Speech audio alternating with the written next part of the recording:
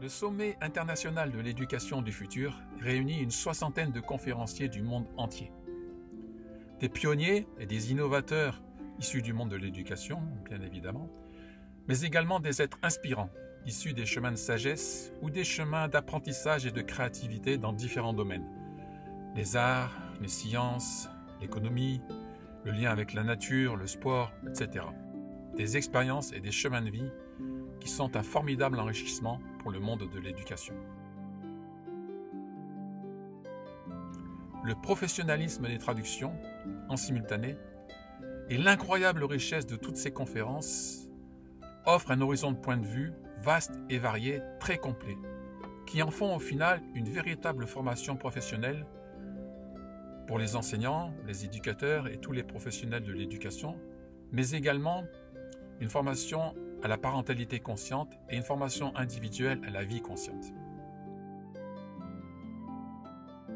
Face à toute cette richesse et aux divers retours, nous avons décidé d'offrir toutes ces conférences à tous, partout dans le monde, en français et en anglais, quelquefois en allemand et en espagnol. Découvrez la vision d'acteurs audacieux et influents du changement, vers un monde éthique, solidaire, généreux et profondément respectueux de tous, des cultures, des peuples, des règnes et de la planète. Un incroyable panel de conférences, couvrant toutes les dimensions de l'éducation, pour un futur ayant du sens, une humanité épanouie et une terre qui respire. Une chose est sûre, votre vie, et à travers vous, celle des enfants, ne sera plus la même après avoir écouté toutes ces conférences. Pour avancer, nous avons besoin de vous, nous avons besoin de votre générosité solidaire. L'organisation du sommet et l'édition des conférences ont nécessité des milliers d'heures de travail et nécessitent encore beaucoup de temps et d'investissement. Nous faisons appel aux dons libres et spontanés pour compléter le financement du sommet et, si possible, continuer à l'enrichir de nouvelles conférences. Votre soutien est vraiment précieux et vital pour aller jusqu'au bout de cette aventure extraordinaire. Merci.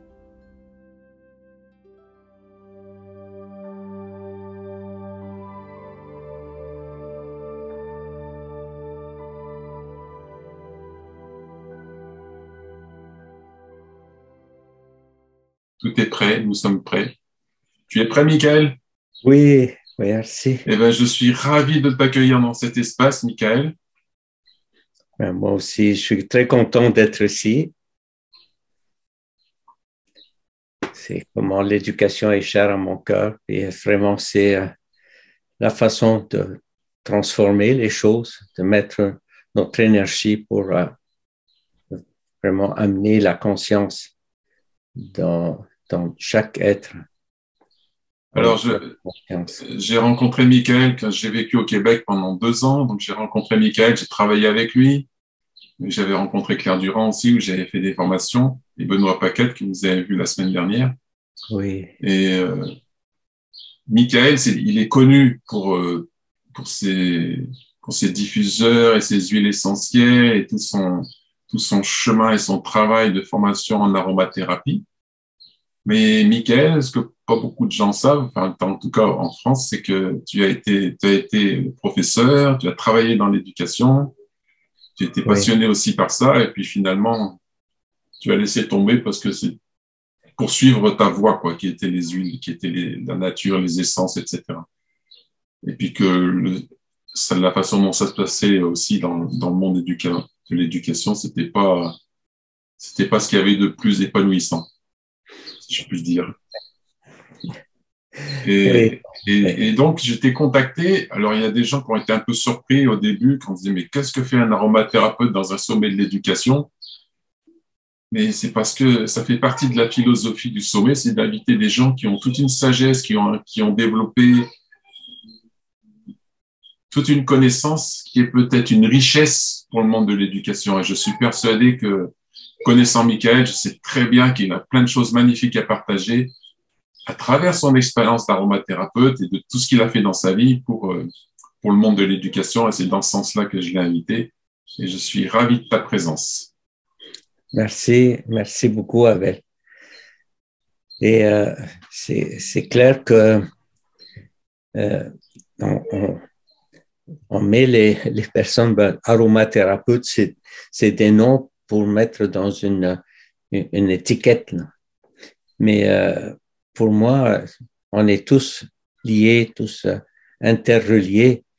Puis en étant vraiment dans le domaine de l'aromathérapie, c'est pour moi, ça va chercher l'essence des fleurs, l'essence des plantes.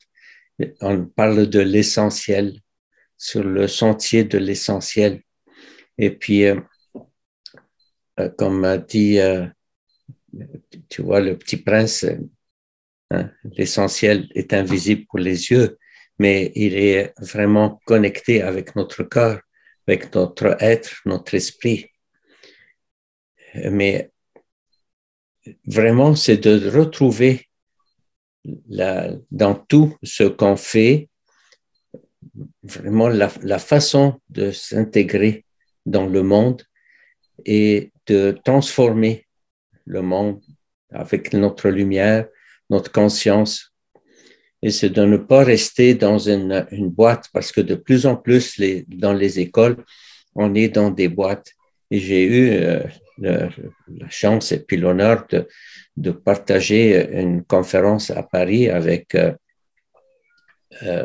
vraiment des personnes qui œuvraient dans le domaine de l'éducation. Pierre Rabhi était là aussi. On était sur la même table ronde sur l'éducation et comment, à travers ce qu'on fait, à travers la culture, à travers la vie, les jardins, comment on peut transformer notre vision du monde et de regarder les fleurs pousser, puis d'amener les enfants aussi, les jeunes, à regarder la nature, puis respecter tout ce qui est là autour de nous, respecter les arbres.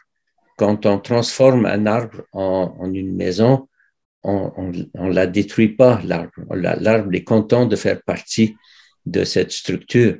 Mais si je le détruis pour rien, pour juste couper puis planter des séries d'arbres qu'on va ensuite utiliser dans l'industrie, il n'y a pas de respect. Il faut que ce soit de façon respectueuse et puis de le faire consciemment, de mettre la conscience dans chaque chose. Quand je fais mes essences, que je fais une synergie, je pense à mettre de la conscience aussi dans cette essence-là pour que quand la personne va l'utiliser, va prendre la bouteille, va sentir l'essence, elle va quand même pas seulement avoir l'odeur, mais l'esprit qui est avec. Et cette énergie-là, Emoto l'a montré comment notre énergie peut transformer les choses. Notre pensée, nos actes transforment les choses autour de nous. Et aujourd'hui, on a vraiment besoin de cette transformation-là parce qu'on s'éloigne de l'esprit. On s'éloigne, on est plus dans le matériel.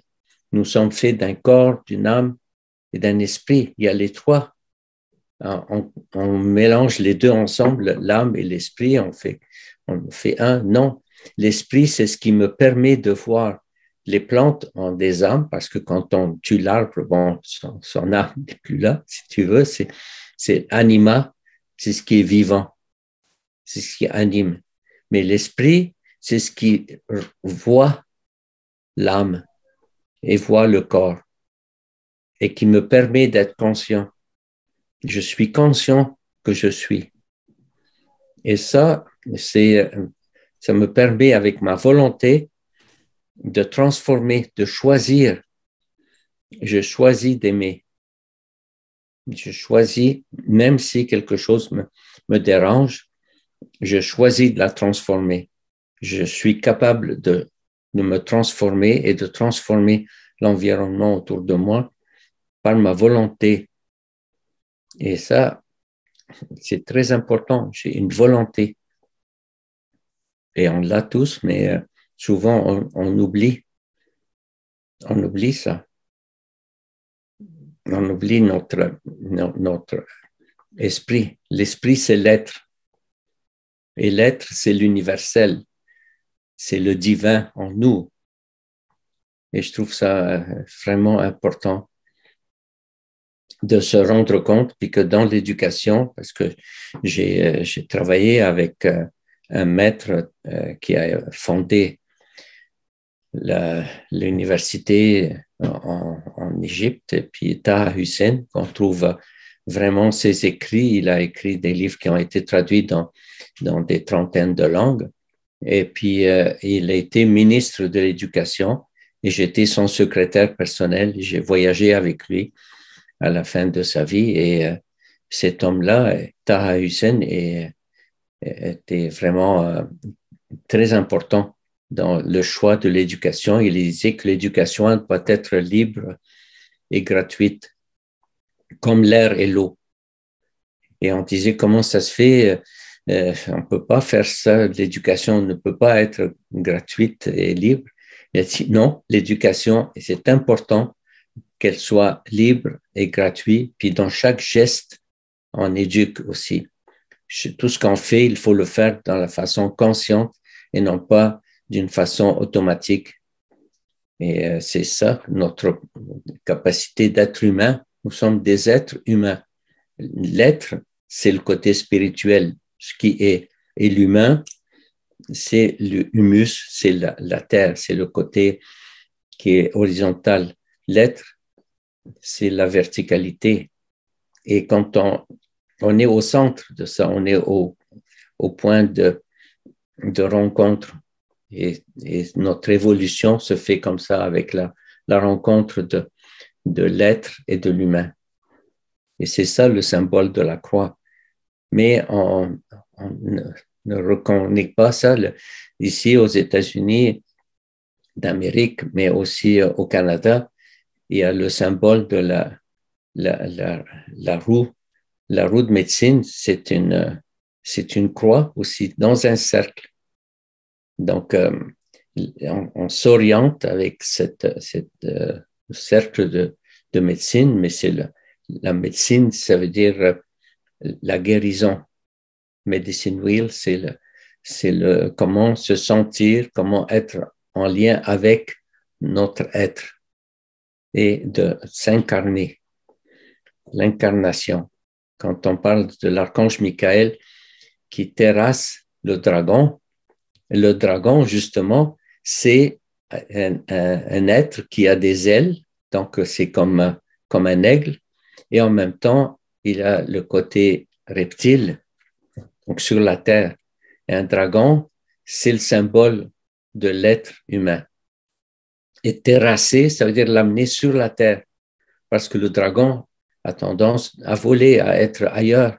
Non, reviens, vis l'expérience sur la terre.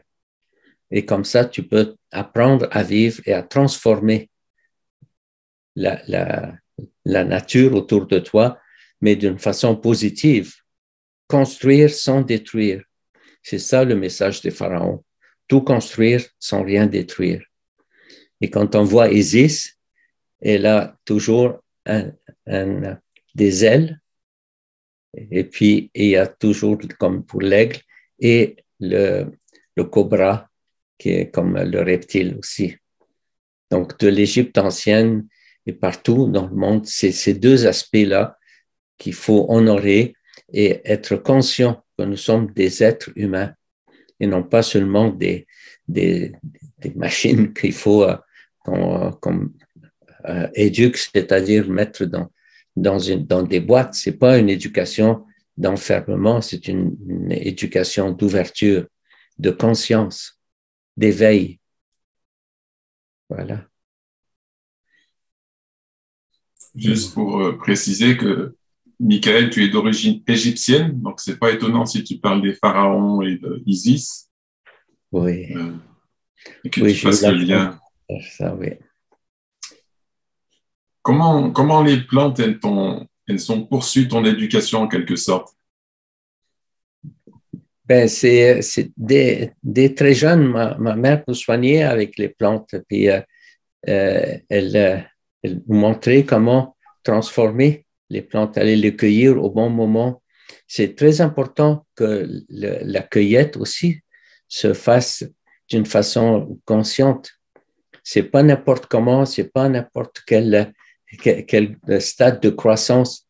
Nous montrer comment faire et on allait dans les jardins cueillir les plantes. Et puis, comme je regardais, quand j'étais enfant, je regardais les palmiers, comment il fallait attendre que les dattes mûrissent, parce que autrement, s'ils sont encore verts, ils ne vont pas mûrir.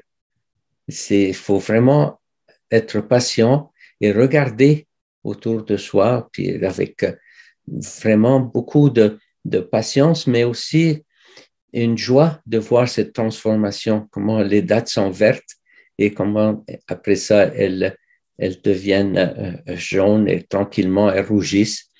Et si on les garde encore, elles vont continuer à mûrir pour qu'elles soient, on peut les conserver longtemps quand elles sont vraiment mûres comme ça.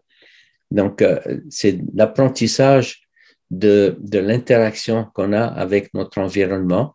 Et cette interaction, il faut qu'elle soit positive. L'éducation, c'est comment interagir avec notre environnement d'une façon positive et non pas destructrice. Et c'est vraiment le sens de l'éducation. C'est le développement de la personne au complet sur tous ses aspects, mais d'une façon positive et créative, avec tout notre environnement physique, environnement humain, l'environnement spirituel, notre environnement culturel, tout ce qui nous entoure.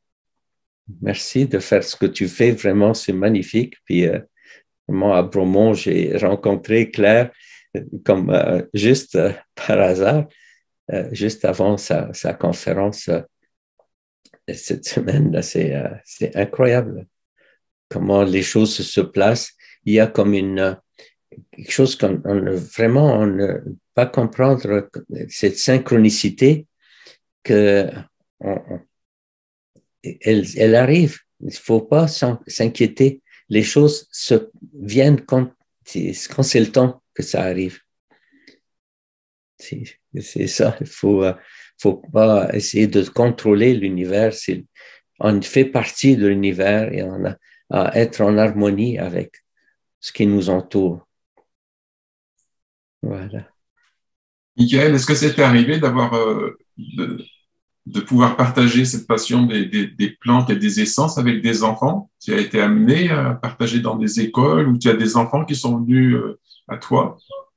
Oui, souvent, ils viennent dans mon jardin. J'ai créé un jardin en forme de labyrinthe comme celui de Chartres, parce que à Chartres, au milieu du plancher, sur le plancher de la cathédrale, une fois par semaine, le vendredi, ils enlèvent les chaises et ils permettent aux gens de faire le parcours du labyrinthe. Mais il y a une différence entre un labyrinthe et un dédale. On confond les deux. En anglais, il y a le mot maze, qui c'est un dédale où il faut qu'on trouve le chemin. On se perd et puis il faut vraiment essayer de trouver la porte de sortie. Et un labyrinthe où on fait juste avancer sur le chemin qui est tracé, puis on arrive au cœur du labyrinthe, au centre. C'est le chemin de vie, c'est le chemin de Jérusalem, Orashalim, le lieu de la paix. Shalom, c'est la paix. Orashalim, Jérusalem, en fait, c'est le lieu de la paix. Et j'espère que ça va être vraiment un éveil pour tout le monde, parce que beaucoup de groupes se retrouvent à Jérusalem, mais chacun essaie de tirer de son côté plutôt que de se mettre ensemble et de chanter, de danser, de cultiver la joie de vivre et d'être sur la planète. Et parce que la planète, c'est incroyable. On est dans une toute petite planète qui fait partie d'un système solaire. Et notre Soleil, c'est une étoile de cette galaxie la galaxie de la Voie lactée, on appelle, parce que c'est comme un chemin comme une voie de lait.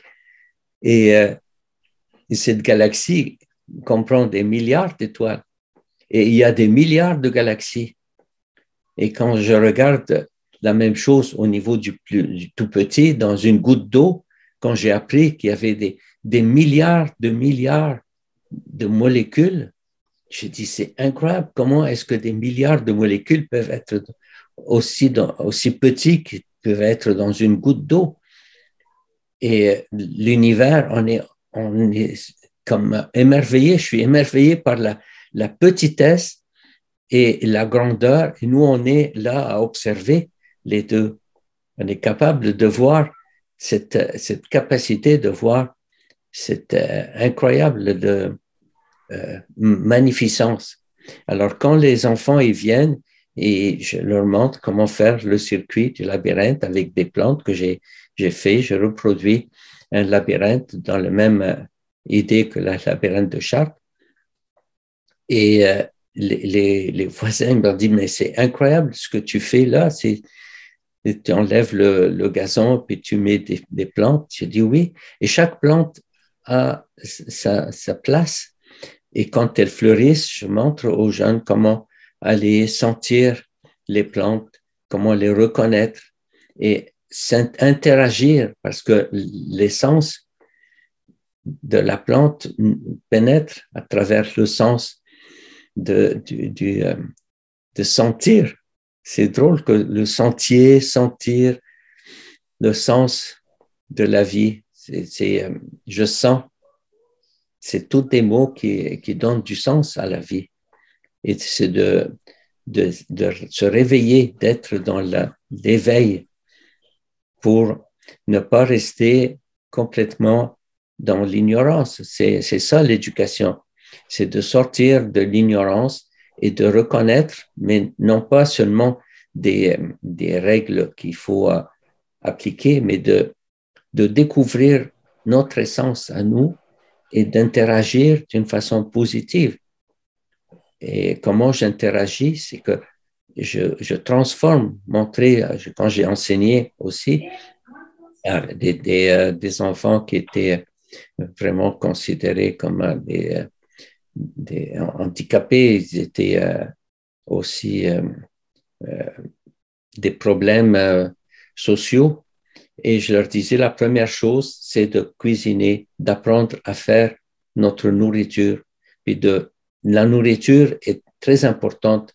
Qu'est-ce que je vais me nourrir? Avec quoi? Est-ce que je vais juste aller remplir mon besoin en prenant n'importe quoi, ou je vais me sentir, qu'est-ce que j'ai envie?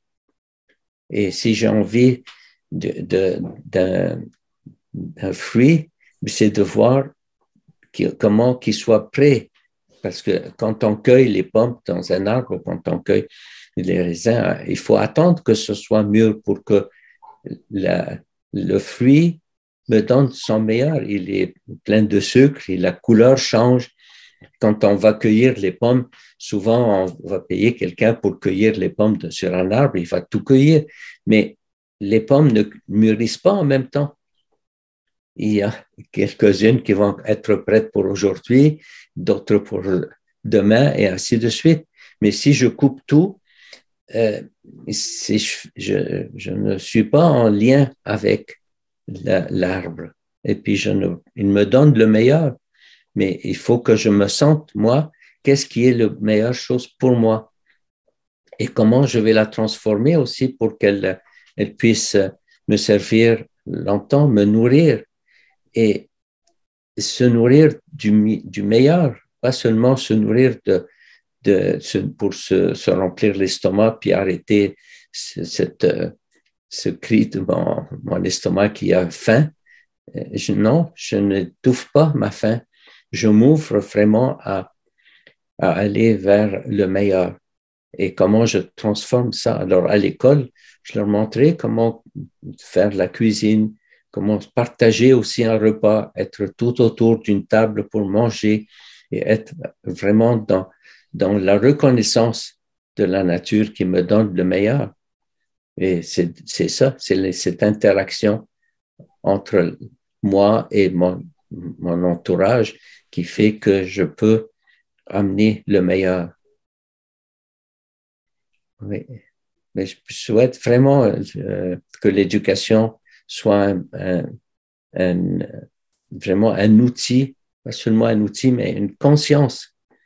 C'est ça, le sommet, c'est de vraiment aller au sommet. Et quand je suis au sommet, je regarde autour, je peux voir de toutes les directions. C'est ça quand on monte, mais pour aller au sommet, il faut monter. Et des fois, ça demande un effort parce que ce n'est pas comme je me laisse tomber, je monte, je grimpe, puis ça me réveille. Et de monter tranquillement, et puis ensemble, on se supporte mutuellement, comme quand on fait de l'escalade. Il y en a qui vont nous indiquer le chemin, mais aussi il y en a qui vont nous supporter pour qu'on puisse aller de plus en plus haut. Mais quand on est en haut, c'est incroyable la vision qu'on a.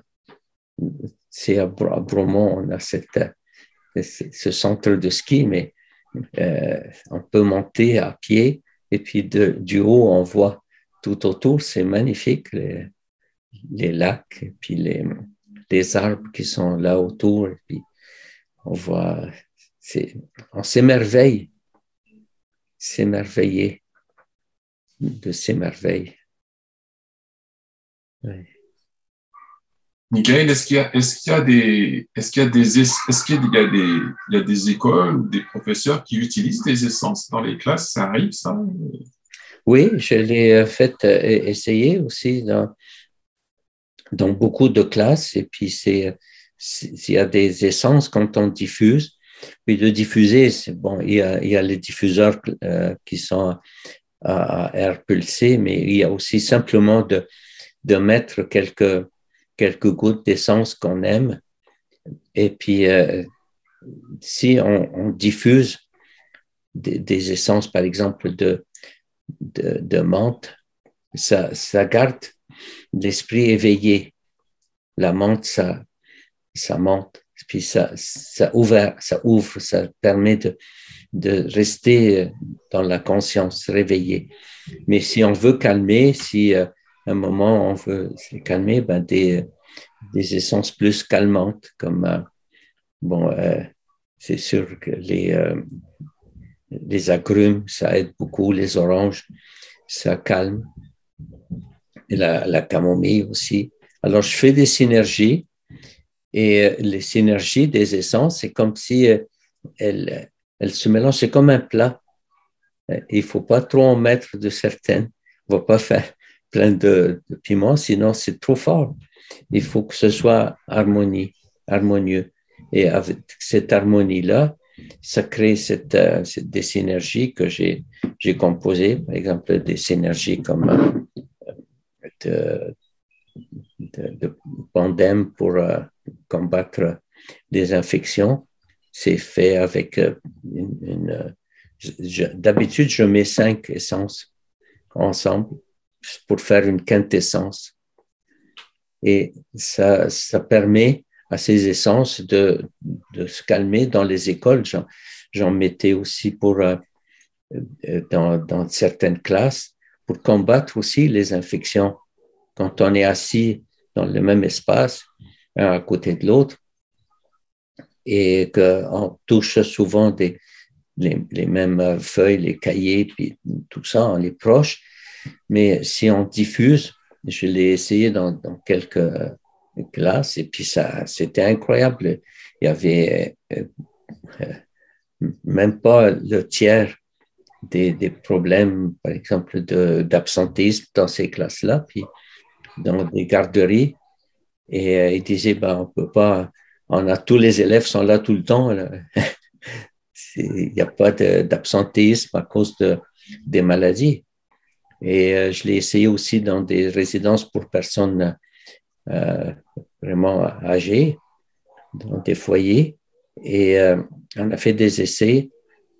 Dans une section, on a dit on va diffuser des essences de protection. Et l'autre moitié, on va la laisser telle qu'elle. Et ils ont eu vraiment une baisse énorme de prise de médicaments parce que les gens ils se sentaient beaucoup mieux, il y avait beaucoup moins de problèmes.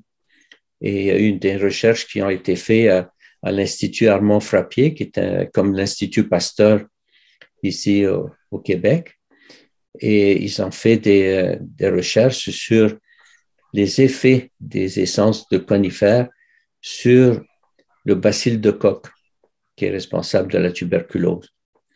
Et ils ont démontré dans cet institut comment juste la diffusion de ces essences de conifères, surtout le sapin, ça détruisait le bacille de Koch. Et c'était vraiment très étonnant de dire, hey, comment ça se fait que ça détruit comme ça puis qu'on n'en parle pas? Ben, on n'en parle pas parce que c'est très disponible. Il y en a partout ici du sapin. Puis à Noël, on allait choisir un sapin qu'on amenait à la maison, on mettait à côté du foyer. Et la chaleur du foyer, on mettait aussi dans le temps des bougies qui chauffaient les branches. Ça ne détruit pas le sapin. Ça fait en sorte que l'arbre, le sapin, va diffuser des essences aromatiques. Et si toute la famille est réunie dans le salon à côté du foyer, ben ça évitait la transmission des bactéries et des virus. Et c'était incroyable l'odeur que ça dégage. Juste à le mettre à côté du foyer, il se protège. Et comme dans un espace où il y a des arbres, ben, les conifères protègent les arbres des bactéries, protègent des problèmes, même ça peut éloigner les insectes qui sont nuisibles. C'est incroyable l'interaction entre les arbres, entre eux aussi. Ils sont dans la conscience, on ne voit pas que même quand je respecte l'arbre et que je le taille pour le transformer, même le bois, il y a encore cette énergie vitale qui est là. Je ne suis pas en train de se détruire, il est plein d'énergie. Et c'est de reconnaître cette énergie-là et de voir aussi la conscience, d'élever sa conscience. Ce que j'ai beaucoup appris, c'est ici au Québec, c'est incroyable comment dans la pyramide, on parle de la pyramide, j'en ai une petite ici, la grande pyramide, il y en a vraiment deux énormes qui sont là, la pyramide de Khéops et de Mykérinos, mais il disait que c'était pour mettre enterrer le pharaon. Mais c'est complètement inimaginable d'avoir cette énorme structure juste comme un tombeau. Ça a été construit vraiment dans une énergie incroyable. Et quand on est à l'intérieur, c'est une énorme salle qui est comme un lieu sacré. Et on mettait les semences pour les énergiser. Et une fois que c'est énergisé, on les laisse quelques mois. Après ça, les semences, que ce soit du blé ou d'autres semences, elles poussent beaucoup plus vite dans la terre. Elles poussent et elles sont beaucoup plus solides et les épis de blé étaient plus importants, c'est à donner des épis plus forts. Et on a essayé en République tchèque. Ils ont fait des recherches, ils ont reproduit des formes pyramidales pour voir si ça énergisait vraiment. Et quand on met, par exemple, une lame de rasoir au niveau qui correspond au tiers, la chambre, qu'on dit la chambre du roi, ça faisait en sorte que la lame de rasoir restait coupante, restait tranchante beaucoup plus longtemps. Et si on met des légumes, ça peut comme sécher sans se détruire, sans s'abîmer, sans pourrir, quoi. On a oublié tout ça, c'est toute l'énergie de la forme.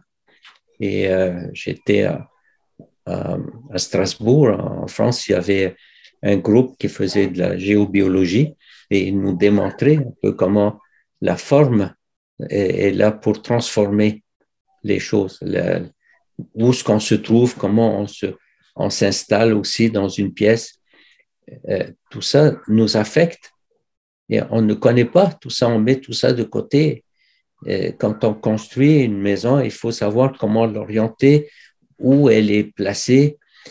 Toutes ces connaissances-là, on les oublie, on regarde simplement la structure, la base, le toit, mais on ne voit pas, on ne met pas de l'attention sur l'orientation. Et je trouve que c'est très important, oui. Oui, les cristaux sont très énergisants. Ici, j'ai des bols de cristal, mais c'est incroyable quand on regarde un quartz, comme ça, les cristaux de quartz, ce qui est vraiment à observer, tu vois, on regarde toute la pointe, il y en a toujours 6 côtés qui sont opposés deux à deux, donc ça fait comme un angle, et cet angle est toujours, pour tous les cristaux de quartz, c'est toujours le même, et c'est l'angle de la Grande Pyramide. Donc, c'est comme si la Grande Pyramide était un énorme cristal. Et c'est vraiment partout dans le monde, quand on mesure cet angle-là, est toujours le même. Donc, c'est des connaissances qui sont à transmettre, à partager aux jeunes. On leur montre ça, le respect des choses, le respect de chaque chose, de chaque pierre. Ce n'est pas simplement là pour gagner, pour se battre dans tout le sport, c'est des sports de compétition aussi, je vais être mieux que toi. Non, on va jouer ensemble, on va avoir du plaisir à partager, à s'amuser, à grandir ensemble. Et dans le respect de l'autre, et non pas dans « Ah oui, moi je suis mieux, je suis le premier de la classe ». Non, moi à l'école, je regardais ça, je trouvais que c'était ridicule de les mettre par ordre, tu vois, le premier de la classe, le deuxième, le troisième et le dernier. Je préférais être le dernier que d'être le premier, moi. Parce que moi, j'étais avec Zayat, c'est le nom Z, alors j'étais le dernier à réciter les leçons. J'avais le temps d'apprendre pendant que les autres récitaient. Là. Mais je trouve que c'est de sortir des normes, sortir des règles, puis de montrer qu'on peut dépasser les règles, même la grammaire. Dans la grammaire, on dit qu'il faut écrire les phrases avec le sujet, le verbe et le complément. Sujet, verbe, complément. Alors, Monsieur Jean, il dit, c'est un élève, il dit non, moi, oui, c'est Maître Corbeau sur un arbre perché. Est-ce que c'est l'arbre qui est perché? Il faut écrire Maître Corbeau perché sur un arbre. Allez, Jean, retourne, écris ça comme il faut. Là. Alors, Jean, il retourne et il dit non, moi, je préfère que ce soit l'arbre qui a un arbre perché. C'est le corbeau est perché sur un arbre, donné dans son bec un fromage. C'est tellement beau la poésie.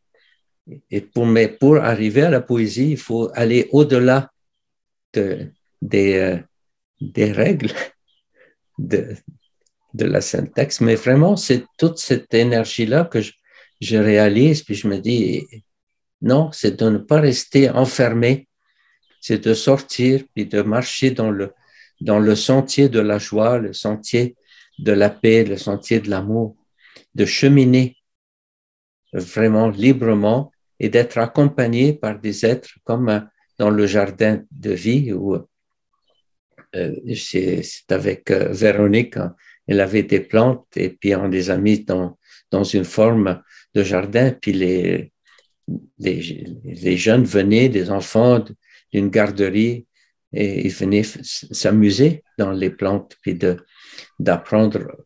Toujours, je les rencontre, puis on fait des chants, on s'amuse, on joue ensemble.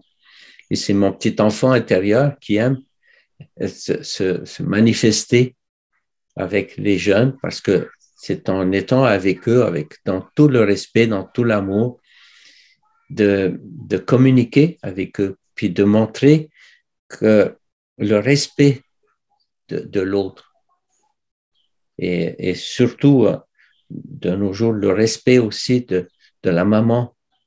Au Québec, c'est Sainte-Anne qui est la patronne du Québec, comme c'est la patronne de la Bretagne, la grand-mère maternelle de Jésus.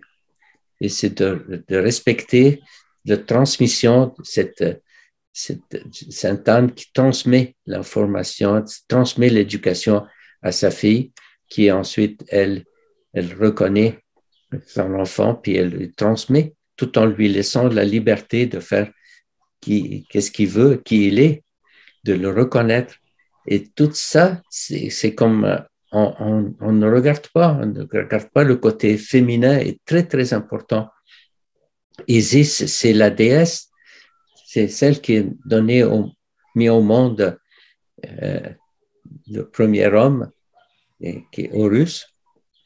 Et vraiment, c'est important de voir que la place de la femme est très importante dans la vie. Le respect de la maman, le respect du féminin. Le féminin est sacré. Mais dans beaucoup de cultures, c'est pas là. Et je pense que c'est vraiment ce qui fait Ramchandra aussi, le respecter le féminin au Népal. Tu as été là-bas, tu as aidé à l'orphelinat de Ramchandra. Je trouve que c'était important ce que tu as fait. Puis je pense qu'aussi, il était parmi, je pense pas, il a été parmi les invités du sommet. Ah oui. Et demain, il y a Veda, le deuxième enfant qu'il a accueilli à l'ashram, qui va parler, qui va raconter tout son chemin, mais qui maintenant est directeur de l'école depuis plus de 10 ans, alors qu'il est tout jeune. Oui. Il a commencé à enseigner à 12 ans. Oui, incroyable. Incroyable. Et c'est vraiment beaucoup de protection des jeunes filles aussi qui souvent elles sont abandonnées ou je ne veux pas rentrer dans tout ça, mais c'est vraiment ce qu'il fait, c'est très important. Puis ces enfants, une fois qu'ils vont grandir dans ces lieux-là, ils vont comme retransmettre cet enseignement. Et ça, c'est un exemple vraiment très important de voir ce jeune homme qui va nous transmettre vraiment cette information, transmettre cette joie de vivre aussi, et l'importance de l'éveil et du respect de l'autre, puis du geste, parce que c'est un moine qui a décidé de transformer les choses, puis il l'a fait. Et je vois que c'est possible. C'est possible de transformer les choses quand on le décide, puis quand je dis oui, je le fais, puis je ne suis pas tout seul à le faire, parce qu'il y a toute cette énergie de l'univers, l'énergie de la vie, de l'amour qui est là pour m'accompagner, puis continuer à semer et à s'aimer. Oui. Ah, je vois beaucoup de messages, vraiment. C'est pas des questions, mais c'est plein de... C'est Un message. Des messages qui rebondissent sur ce que tu dis et disent ah oui. Et du coup, je sais pas, c'est assez étonnant parce que d'un conférencier à l'autre, il y a des fois dans le chat, il n'y a rien qui se dit ou les gens écoutent religieusement. Et puis là, tout ce que tu partages, du coup, ça fait plein de monde qui rajoute des choses. Ah oui, nous sommes des êtres spirituels venus faire une expérience humaine. Oh oui, l'archange Michael et Isis, merci de les mettre à l'honneur, toute cette ancienne sagesse de l'Égypte. J'adore cette définition. L'éducation, c'est apprendre à avoir un impact positif sur notre environnement, dans nous-mêmes d'abord et puis tout autour de nous. Et puis les personnes autour de nous, puis la nature. Un jardin labyrinthe, wow, qui mène au cœur du labyrinthe. Il y a un livre écrit qui explique comment l'utiliser pour faire des leçons académiques et toute forme d'enseignement. Oui. C'est beau cette vision de l'éducation comme monter au sommet d'une montagne, qui était un effort, comme disait Bernadette tout à l'heure, et puis une fois au sommet, avoir une vision élargie du monde et pouvoir apprécier cette vue possible grâce à toutes les personnes qui nous ont aidés à arriver à ce sommet. C'est vrai que les huiles essentielles sont super puissantes au niveau émotionnel, spirituel, autant que physique. Je les utilise avec les enfants, dit Roland, et aussi dans mes cours de yoga avec de très bons résultats. L'intelligence des arbres, comment mettre l'eau ou les légumes sur des fleurs de vie, les cristaux, etc. Il y a beaucoup de gens qui s'invitent à partager. Maître Combo sur son arbre berger, quelle belle invitation à dépasser les règles de grammaire. Ah, c'est beau. Voilà, les gens sont touchés, puis ça met bien en évidence combien toutes les disciplines participent à la vie et combien une discipline qui est toute autre que l'éducation peut être source d'une richesse éducative énorme, quoi. Parce que Oui. les plantes t'ont appris l'émerveillement, t'ont appris à avoir cette vision de l'essentiel en quelque sorte, et que ça transpire partout dans ta vie, et que ça transpire sur ton regard vis-à-vis de l'éducation, ça transpire sur ton regard vis-à-vis dans les relations, vis-à-vis des enfants, etc. Et ça a un impact énorme. Et qui plus est, les plantes peuvent avoir un impact énorme au sein de l'école. Oui, exactement. Oui, puis de sortir, avoir une belle cour de récréation qui est vivante, avoir un jardin à l'école, avoir vraiment un lieu où les jeunes peuvent voir pousser les plantes, voir cette magie qui est là et voir aussi qu'ils peuvent faire des choses qui ont un résultat, qui donnent un résultat, de semer des plantes et puis de semer des graines et puis de voir pousser et de voir notre apport, que quand on fait quelque chose, ça amène un résultat. Et moi, je pense que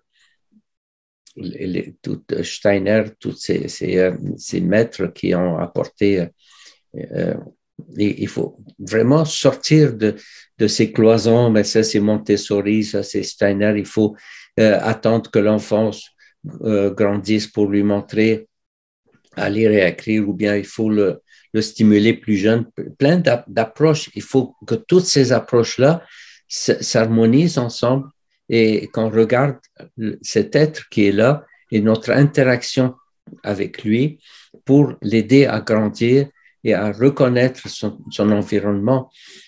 Mais ce n'est pas une activité qui est seulement dans l'école, parce que j'avais un maître qui est à l'Université d'Ottawa où j'étais son assistant de recherche faisant mon doctorat en éducation à l'Université d'Ottawa.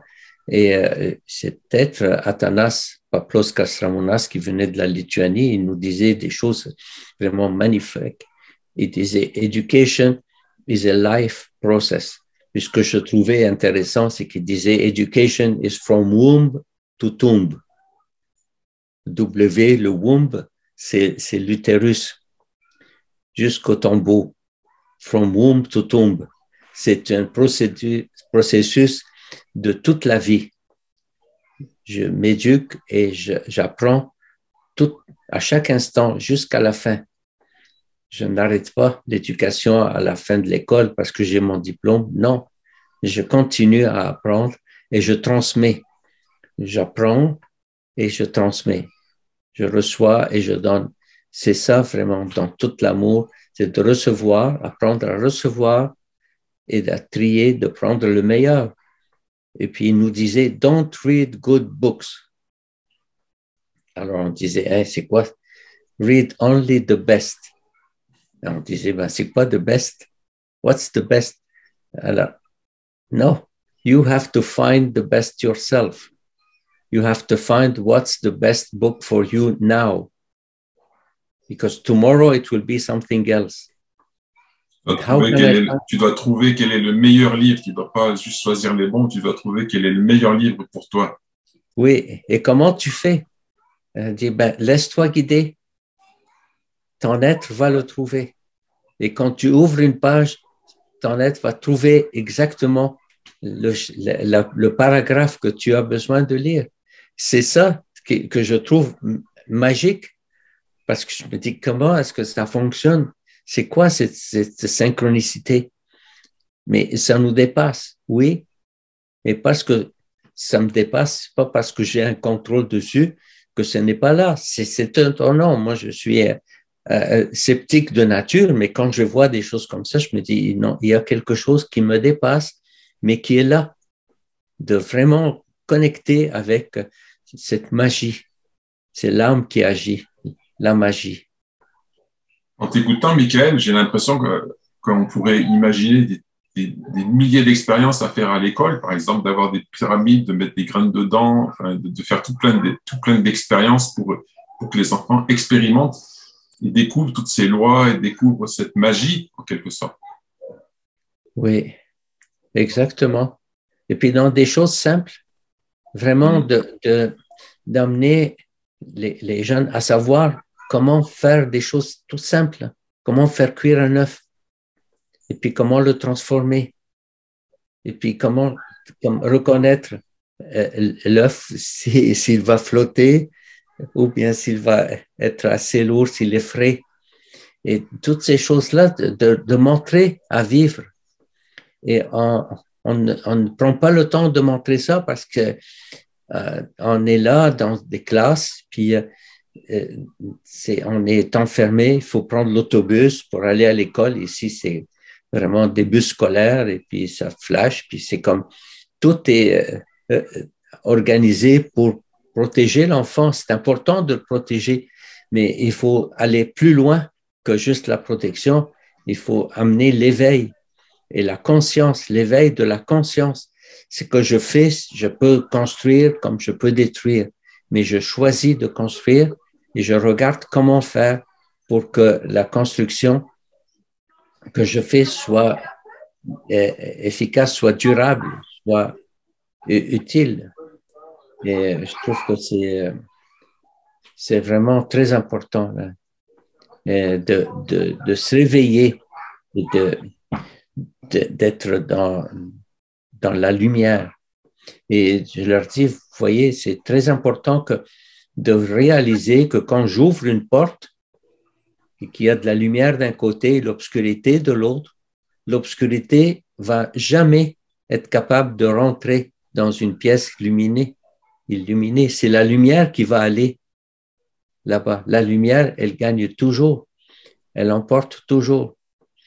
Alors, c'est de rester avec cette ouverture dans des écoles. J'étais dans des écoles où j'ai enseigné où il n'y avait pas une fenêtre et puis la porte donnait sur un corridor qui donnait sur un autre corridor. On ne voyait pas du tout la lumière. Et je disais, mais c'est pas un lieu de vie. Comment est-ce qu'on sait comme c'est bon pour entreposer des huiles essentielles parce qu'il faut qu'elles soient dans l'obscurité, mais c'est pas bon pour déposer des jeunes. C'est quoi ce milieu-là? Ah, pour qu'ils soient attentifs, qu'ils ne regardent pas dehors. Non, il faut justement regarder dehors puis interagir positivement avec ce que je vois, que ce que je fais. Et puis je choisis à un moment donné, oui, je peux être à l'intérieur, mais de pouvoir sortir. Et on sort seulement à la récréation. C'est ça, c'est justement recréer. Il faut recréer. C'est l'endroit, ce que j'aimais le plus à l'école, c'était la récréation. Il vaut mieux qu'il y ait 4 heures de récréation et un quart d'heure d'études. Oui, oui, Il y a oui, Roland qui apparemment est un enseignant, dit que dans sa classe, il a fait l'expérience du fameux riz dans un bocal avec inspiré par le docteur Emoto, où dans le bocal de riz, on met des mots dessus et on voit comment le riz évolue, oui, quel impact que ça a. Il a déjà fait cette expérience à l'école. wow, oui. Oui, on s'ouvre vraiment maintenant dans les écoles, les maîtres s'ouvrent à tout ce monde, cet enseignement qui est vraiment très important dans notre époque, dans cette ère quand on commence, l'ère du Verseau.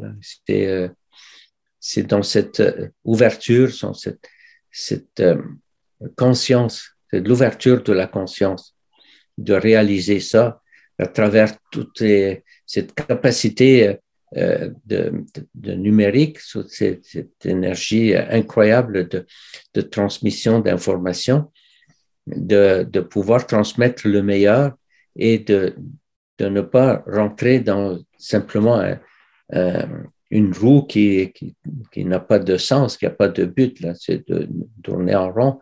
Il faut s'ouvrir, découvrir le meilleur dans tout et d'utiliser ces outils-là comme tu le fais vraiment pour amener cette conscience vraiment sur, c'est ça, un sommet, c'est très important de se réunir pour se sentir qu'on n'est pas seul et qu'ensemble, on va être capable de transformer cette énergie qui a tellement besoin d'amour en ce moment sur la planète. Roland, il partage ça, qu'une des grandes raisons d'aller à l'école pour les enfants, c'est les copains et la récré. Et juste pour ça, ils sont prêts à souffrir des heures et des heures de ce qui est difficile dans ce système, juste pour avoir les copains et la récré. Oui, parce que on peut enseigner vraiment très simplement avec les mathématiques, tout ça, dans toutes les formes, d'expliquer les choses, comment les formes géométriques, tu vois, comment une pizza, elle est ronde, on va la couper en triangle, puis on va la mettre dans une boîte carrée. D'apprendre les formes géométriques à travers. Avec des pizzas, ça marcherait, ça. Non, mais comment transformer les choses? C'est vraiment de jouer avec les formes, de s'amuser, de faire des cercles aussi, puis ensuite de calculer, de mesurer à l'extérieur. On peut apprendre dans la réalité et pas seulement mentale, tu vois, comment calculer le périmètre d'un cercle, tu vois, et la magie d'un chiffre, par exemple, aussi d'un nombre, le nombre pi, comment c'est incroyable. On est capable d'aller à des milliers de chiffres avec un pi. C'est pas seulement un 3,1416, c'est 3,1415 et point, et ainsi de suite. C'est comment toute cette magie qui est là et de ne pas se figer dans des règles, mais c'est de s'ouvrir à la beauté de l'univers et à l'infini. Même si je comprends bien tout ton chemin dans les plantes et avec les essences, ça a été une école de la magie pour toi. Oui, oui, c'est exactement ça. Oui, et de tous les jours, de décider tous les jours, j'accueille mon être, j'accueille l'amour en moi et puis je suis heureux et je regarde toute la beauté qui est autour de moi. Même si c'est des choses qui sont pas belles, je les transforme et j'envoie de l'amour pour qu'elles se changent. Et c'est ma façon de voir que des déchets, c'est vraiment vraiment la source du compost qui va nourrir. Et mon père, il me disait, oui, tu vois, tout ça, là, ça va, tous nos déchets peuvent aller être compostés pour nourrir les champs, pour vraiment redonner la vie à ce qu'on va manger, aux légumes. Et puis, regarde, les légumes qui sont nourris avec ce compost sont beaucoup plus belles. Et on n'a pas besoin d'utiliser des produits chimiques. Je ne vais pas donner les noms, mais c'est sûr que les ronds, pour ne mentionner que quelques-uns, commencent à, oui, ça va détruire pour donner, avantager seulement certaines plantes, puis les autres sont détruites. Et tout ça, ça s'en va dans l'eau et ça détruit nos rivières et les eaux de mer. Il faut être conscient. Il y a une conscience, ce n'est pas d'être anxieux dans l'environnement. C'est pas une anxiété, c'est pas une peur, mais c'est un réveil de dire aux nous jeunes, hey, on vit sur une planète qui est fragile. Et il faut faire dans chaque geste que je fais, même si ce n'est pas énorme, ne serait-ce que ramasser un mégot de cigarette que je trouve sur le chemin et de le mettre comme à la poubelle plutôt que laisser ça comme ça. C'est des petits gestes qui font que je conscientise les jeunes à l'environnement aussi. Oui, c'est incroyable aujourd'hui en Inde avec les feux qui sont en plein, il y a plein de la chaleur qui est épouvantable là-bas, puis ça allume des feux dans des dépotoirs. C'est de se réveiller, de pas comme tout jeter comme ça, c'est de réutiliser, de recycler, de changer, d'utiliser tout ce qui nous entoure, puis de consommer moins, consommer avec intelligence. Oui, l'intelligence, c'est je suis conscient de mon environnement, puis je ne suis pas juste quelqu'un qui consomme, je suis quelqu'un qui construit dans la conscience. Je bâtis dans la conscience. Et l'éducation est super importante dans ça. Est-ce qu'il y a des questions? Est-ce qu'il y a des gens qui voudraient poser des questions? Ou que Michael développe plutôt certains sujets plus spécifiquement? Je me suis dit en t'écoutant que un des prochains sommets, ce sera de créer le sommet de la magie éducative. C'est oui. En invitant des magiciens de l'éducation, des magiciens qui permettent de faire découvrir cette magie à ceux qui sont autour d'eux. Oui, c'est important d'être ensemble et puis de s'épauler, hein, pour avancer. C'est de se réveiller. Oui. Parce que finalement, j'ai invité beaucoup de magiciens, d'une certaine façon. Oui, t'en es un. Oui. Et on voit que finalement, c'est un peu le point commun de tous, quoi. C'est de mettre en évidence cette magie de la vie et cette magie qui est là partout et d'aller vers ça, quoi. Ça a été un peu le message de tout le monde, d'une certaine façon. Ah oui, exactement. Exactement. C'est très important.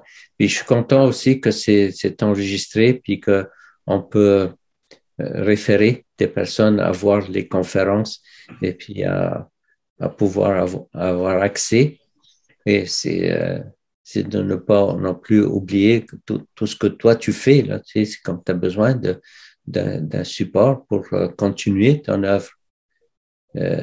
Ne pas tout mettre sur tes épaules et c'est ensemble, on va s'épauler pour que ce soit léger pour tout le monde, que ce soit pas tout sur une personne ou sur un petit groupe. Je trouve que tu n'es pas seul, mais c'est quand même Non, ben, important d'être tous ensemble. c'est l'occasion de dire que là, je me retrouve avec des tonnes de nombreuses, des dizaines de conférences dans des disques durs, mais je ne sais pas quoi en faire parce que mon ordinateur a rendu l'âme 5 jours avant le sommet.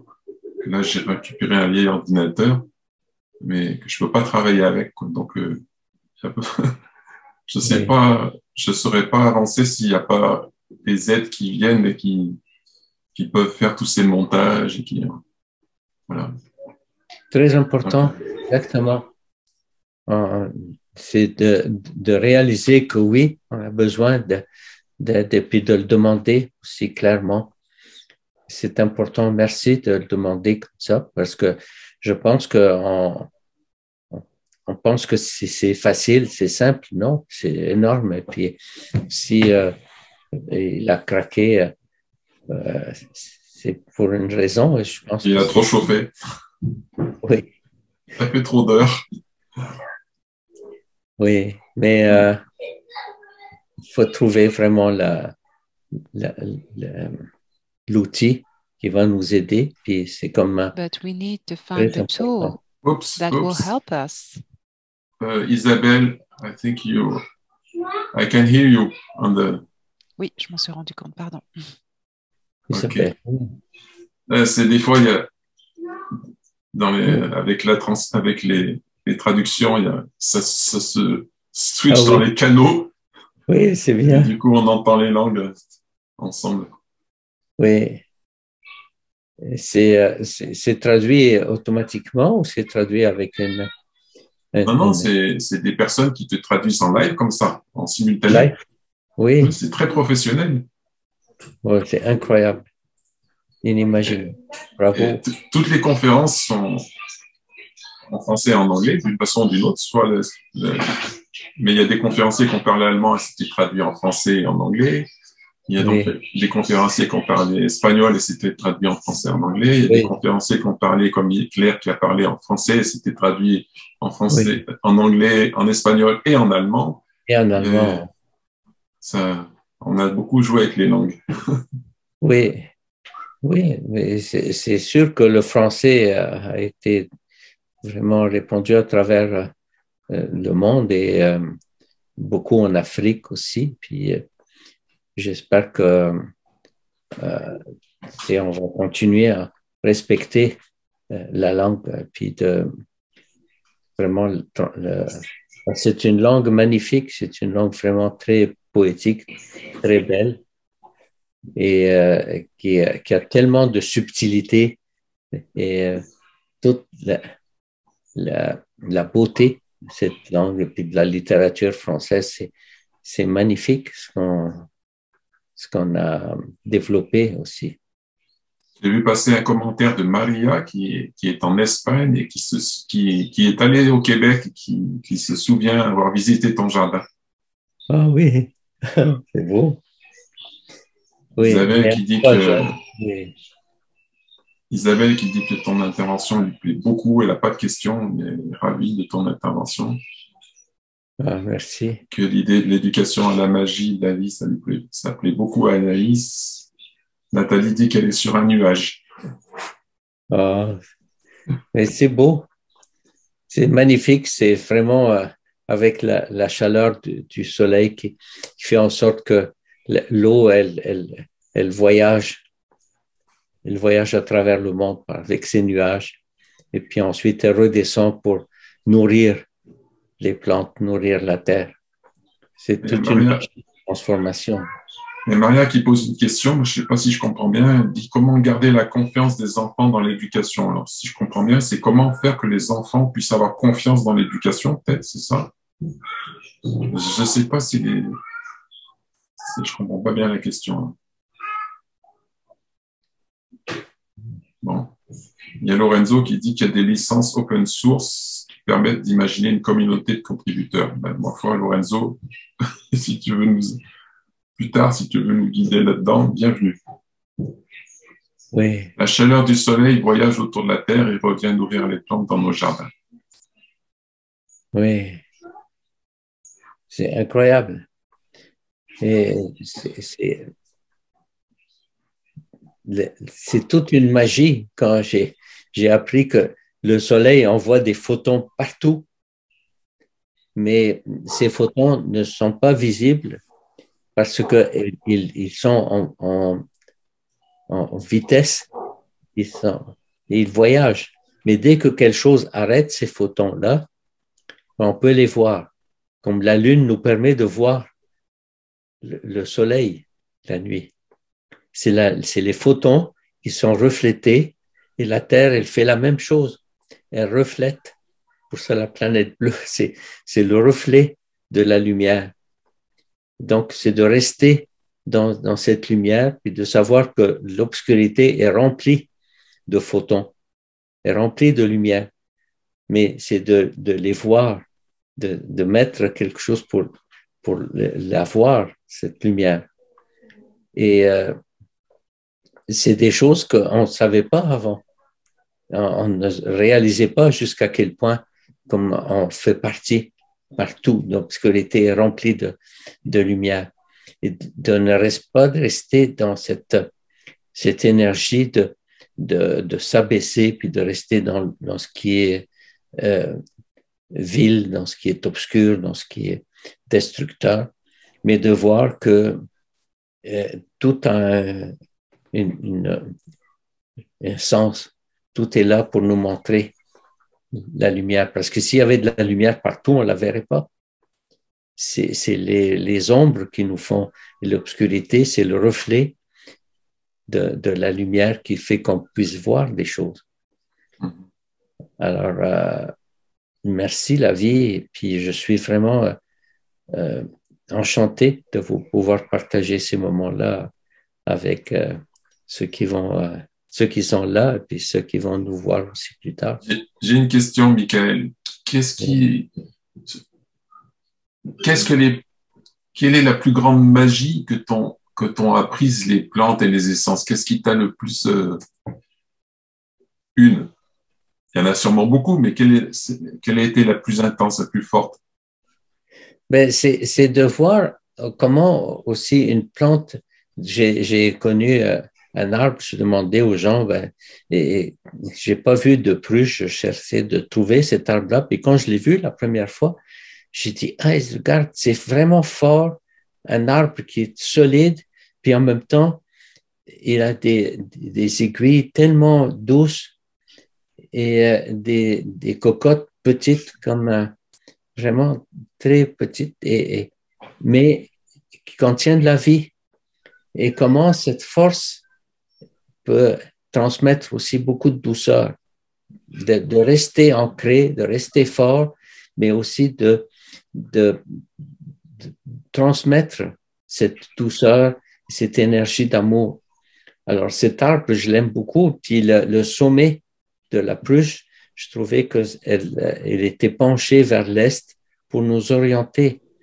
Donc, il y a un arbre et peut être magique comme ça. Puis ça m'a touché beaucoup de le voir, puis de voir comment, avec son bois, on peut faire la structure de la maison parce que c'est solide et c'est très durable comme bois. Mais c'est de voir aussi qu'en dessous, il y a des petites fleurs qui poussent juste après la neige, même à peine fondue, puis il y a des fleurs qui commencent à sortir. C'est magique. Puis les enfants, quand je marchais avec eux et qui voient ça, viens voir. Même nous, on ne les voit pas parce qu'on est en haut, mais quand je me promenais avec des petits-enfants, ils voyaient ça, puis ils étaient fascinés par la beauté des fleurs. Et c'est sûr que quand j'étais jeune, on avait les roses, puis on achetait des roses qui sentaient beaucoup. Mais les roses sauvages ont une odeur magnifique. C'est vraiment magique quand on laisse la nature nous apporter avec leur essence. Ils nous parlent dans cette essence-là. Et puis, c'est d'accueillir vraiment ces odeurs-là, puis de rester dans cette magnificence, dans cet émerveillement, dans cette joie. Alors, c'est sûr que quand on voyage, on voit beaucoup d'autres plantes. Ce qui était magique aussi, le laurier dans le sud de la France, c'est incroyable quand il est en fleur, l'odeur que ça dégage, c'est magnifique. Mais ce que j'aime, c'est ce qui est sauvage aussi, comme la lavande sauvage quand on la voit dans les hauteurs du Mont Ventoux. C'est très agréable de marcher puis de voir ces arbres pousser tout seuls comme ça. J'aime beaucoup ça. Et on ne les voit pas en grand parce que c'est pas en grande échelle. C'est pas comme les photos qu'on fait des champs de lavande, lavandin. Oui. C'est de retrouver cette magie. Puis quand on les sent, c'est incroyable l'odeur, comment elle nous élève, comment elle nous connecte à notre cœur.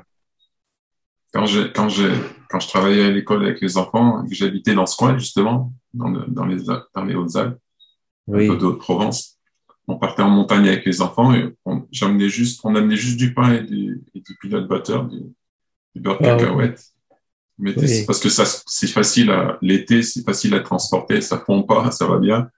Et oui. Du coup, on se faisait des sandwichs pour leur donner des saveurs. On mettait des fleurs de lavande sur nos sandwichs. Oui. On se faisait des sandwichs aux fleurs de lavande sur le pain et la cacahuète. C'était super bon. Oh oui. Mais ils vantent beaucoup. C'est pour ça qu'ils appellent ça le Ventoux, hein? Le Mont Ventoux. Oui, il y a beaucoup de vent.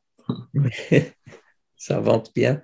Mais c'est magnifique, la France. Chaque lieu est magique, vraiment. C'est un pays que j'aime beaucoup.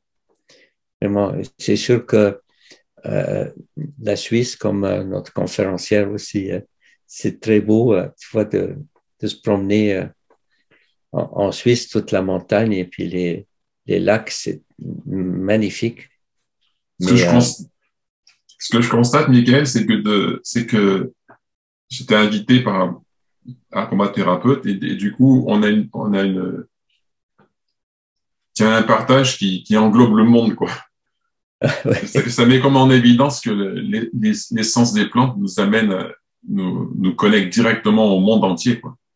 Oui, oui. Et ce qui est magique aussi, c'est que nous, en tant que vraiment importateur, producteur, je distille, j'invite les gens, j'ai beaucoup de Japonais qui sont venus pour distiller des plantes ici et puis amener là-bas, ils ont ouvert des centres d'aromathérapie là-bas, ça nous connecte au monde à travers les essences. Et chez nous, à Bromont, on a des essences qui viennent de partout, de vraiment, je vois des nouvelles plantes qui viennent aussi, que les gens, ils savent qu'on fait ça, alors ils nous proposent des plantes, des fois que j'ai jamais entendu parler. C'est des choses magnifiques qu'ils nous proposent. Donc, ça nous connecte à toute la planète. Et c'est important de respecter, puis de ne pas, comme je disais avec mes jeunes, on allait cueillir de la menthe poivrée sauvage, mais je disais, il faut vraiment faire très attention que quand on marche, quand on cueille pas tout, on va pas tout raser, on va juste choisir les plantes qui sont prêtes à venir et puis qui commencent à fleurir, parce que c'est là que la plante, elle contient l'essence la plus agréable. Quand elle pousse, la menthe, elle produit plus du menthone qui chasse les insectes. Et elle veut vraiment appeler les insectes après, une fois qu'elle fleurit. Donc, le menthone se change en menthol. Donc, il faut savoir à quel moment cueillir pour donner une essence qui est vraiment très agréable et qui est très appropriée pour nous.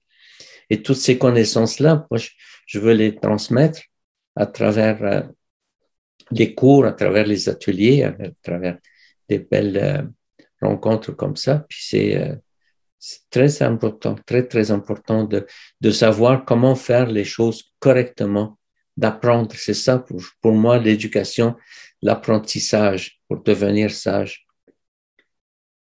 Oui, la sagesse, c'est ça, c'est de connaître les choses, mais vraiment profondément et non pas juste superficiellement. Oui. Est-ce qu'il y a une plante ou une essence qui t'a particulièrement travaillé pendant la vie ou qui t'a particulièrement touché?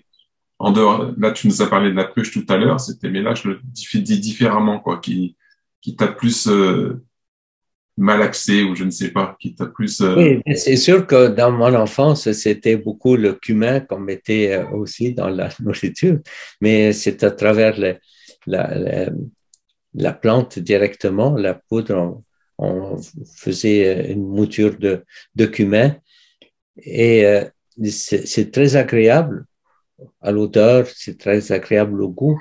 Mais ce que j'ai appris aussi, c'est que ça contre un peu toutes les flatulences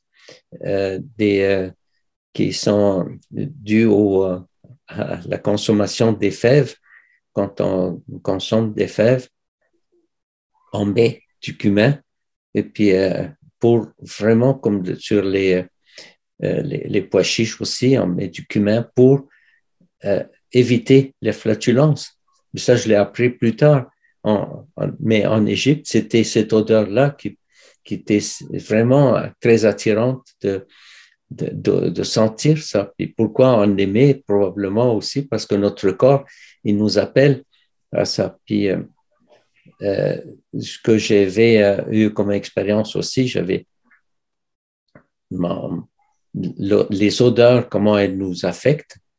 J'essayais d'endormir mon enfant et j'arrivais pas, il criait et puis j'essayais de le calmer et c'est en prenant des morceaux de linge de sa maman que je l'ai mis à côté, il a senti sa maman, ça l'a apaisé tout de suite et s'est calmé et s'est senti entouré par cette odeur. Donc l'odeur, même dès l'enfance, nous retient beaucoup. Et nous aussi, il y a l'olfactothérapie en France qui est là, qui nous permet de savoir si une odeur me repousse, d'aller voir pourquoi, quel événement a fait que cette odeur m'a fait que j'ai réagi négativement. Alors, ça permet de régler des problèmes aussi. Monsieur Fournier qui a travaillé l'olfactothérapie aussi, c'est comme les odeurs, c'est pas simplement au niveau thérapeutique pour la peau, pour se soigner, mais c'est aussi psychologique, comment les odeurs peuvent nous aider. Alors moi, personnellement, bien sûr que la lavande, ça lave, ça purifie, même en Égypte, on avait des autres colonnes qui étaient faites avec, ça vient de la ville de Cologne, mais c'est fait avec des plantes aussi. Et comment ces odeurs-là nous purifient, nous aident. Puis ça me rappelle aussi mes parents qui utilisaient ces autres colonnes pour se purifier, pour quand on allait à l'extérieur, que ça garde une bonne odeur et ça nous protège. C'est pas seulement une odeur pour cacher. Il ne s'agit pas de cacher nos odeurs, il s'agit de transmettre des bonnes odeurs et de se protéger. Oui, il y a Anaïs qui partage que l'autre jour, elle a senti l'essence des dragons, l'essence d'estragon, et que ça a fait beaucoup remonter d'émotions. Et du coup, elle demande, est-ce que c'est connu pour ça? Il y a un lien entre estragon et émotion?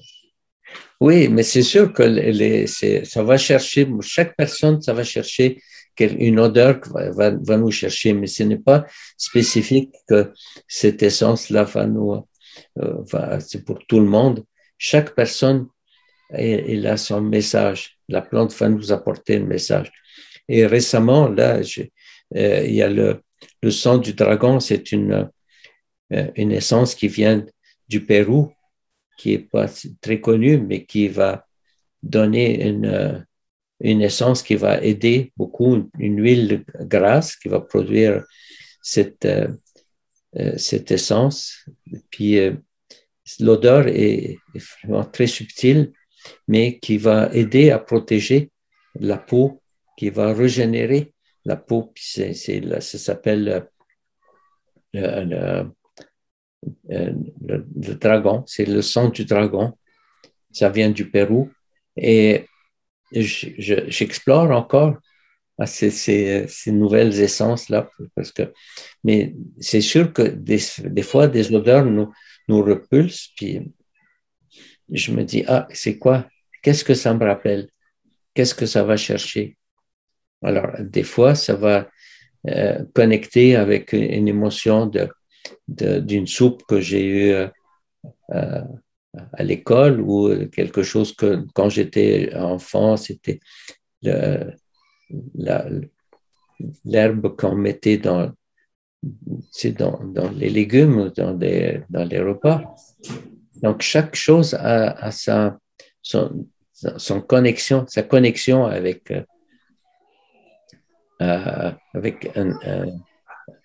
nous, qui nous connecte à une idée ou à un souvenir.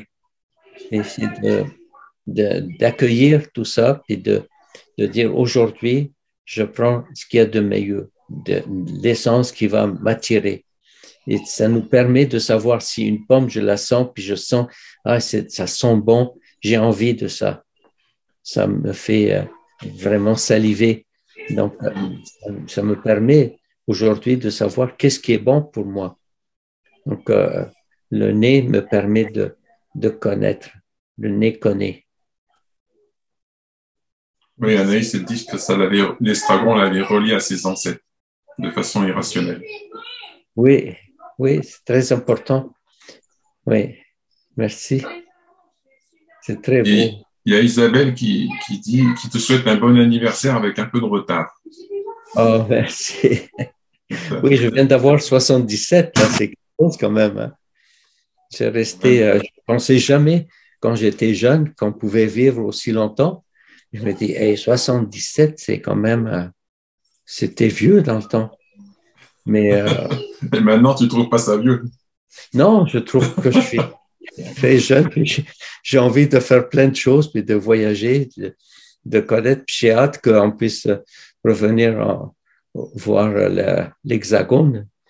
Puis que je trouve que c'est avec toutes ces mers, là, je trouve un pays qui est magnifique avec toutes ces plages, toute cette beauté, la Bretagne, la Provence, la Normandie. Puis ça m'a beaucoup touché aussi aller au Mont-Saint-Michel, puis de voir ces belles plantes qui sont tout autour, là, c'est magnifique le lieu là-bas aussi. Mais c'est de voir toute cette beauté, puis de se connecter à nous, de connecter aussi à notre environnement, puis de remercier tous ces êtres qui ont bâti tout ça, puis de continuer à bâtir et non pas, comme je te dis, à ignorer toute cette belle énergie qui est là. Voilà, Michael, ou l'éloge de l'émerveillement. Oui, oui, c'est vrai ça. Oui, ça m'émerveille, oui. C'est une merveille. Que la mer qui veille. Oui, c'est très important de faire tout ça. Merci pour tous. Merci à chacun pour leur présence et pour tout ce que vous faites. Et je suis très reconnaissant aussi, vraiment, Abel, que tu aies organisé ce beau sommet, là, de pouvoir partager et puis de pouvoir avoir accès à ces documents. Et je souhaite vraiment qu'avec ton nouvel ordinateur, que ça va être disponible pendant longtemps, qu'on puisse avoir accès. Mais, tu sais, le sommet s'est mis en œuvre. Puis je savais, ça s'est fait comme ça, quoi. Hein. C'est la magie de la vie. Et je sais. Oui. Et du coup, il y a des grandes chances que ça se passe pas comme j'imagine. De toute façon, ça se passe jamais comme on imagine. Mais vous serez tenu au courant parce qu'il va y avoir il va se passer des choses. Je sais pas exactement quoi, mais ça va prendre des chemins différents que ce qu'on imaginait. Et donc, vous serez tenu au courant. Et c'est vrai que ça touche énormément de gens, la richesse de ce qui est partagé là depuis une semaine, depuis 10 jours. Ça touche énormément de gens. C'est très, très riche. Oui. Ces 10 jours, c'est vraiment magnifique. Et merci, Michael, de participer à cette richesse, de nous amener toute ta richesse aussi. Oh, oui, mais ça fait vraiment, ça se multiplie. Ce qu'on donne se multiplie. C'est ça que j'ai réalisé. Et je vois que aussi une des choses que je trouve importante, c'est comment quand on donne, par exemple, à 2 personnes quelque chose, puis que je demande à chacun de donner à 2, comment ça se multiplie d'une façon incroyable. Je demandais combien pour arriver à toute la population de la Terre, à 8 milliards, combien de niveaux? Si je dis 2, ça fait 2, 4, 8, 16, 32. OK, ça fait 5. Mais pour arriver à 8 milliards, je demande aux gens combien vous pensez de niveaux comme ça. Puis, et alors? À 1000, puis j'ai dit non. C'est à 33, on est déjà à 8 milliards. C'est incroyable. C'est incroyable, oui. Oui. Je suis sûr que la plupart des gens ne réalisent pas ça, quoi. Oui, mais c'est ça, c'est comme plus je donne, j'ai pas besoin de donner à 8 milliards, je fais donner à 2 en leur demandant à chacun de le transmettre à 2 et de faire la même chose, de demander la même chose.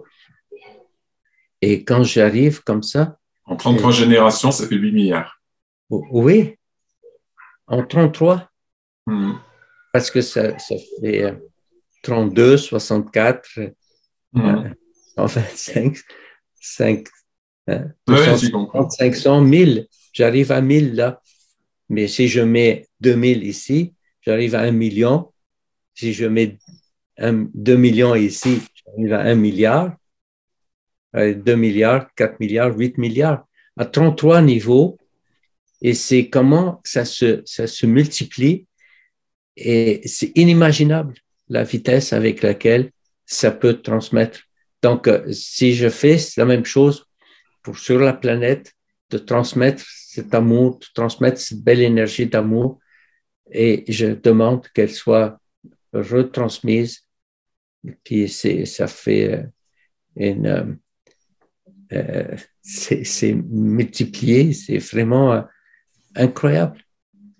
Et notre esprit n'est pas encore prêt à recevoir tout ça, donc il faut y aller avec le cœur.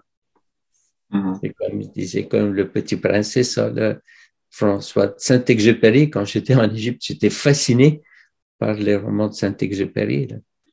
Et je remercie vraiment la vie de m'avoir mis sur ce chemin et de nous avoir permis de cette belle rencontre avec toi, avec tous les êtres qui nous ont écoutés, qui vont nous écouter. Et quelle belle conclusion que cette histoire de multiplication, c'est magnifique. Oui. Je te remercie énormément, Michael, d'avoir été parmi nous. Merci à vous. Et puis, on va accueillir Dan Millman.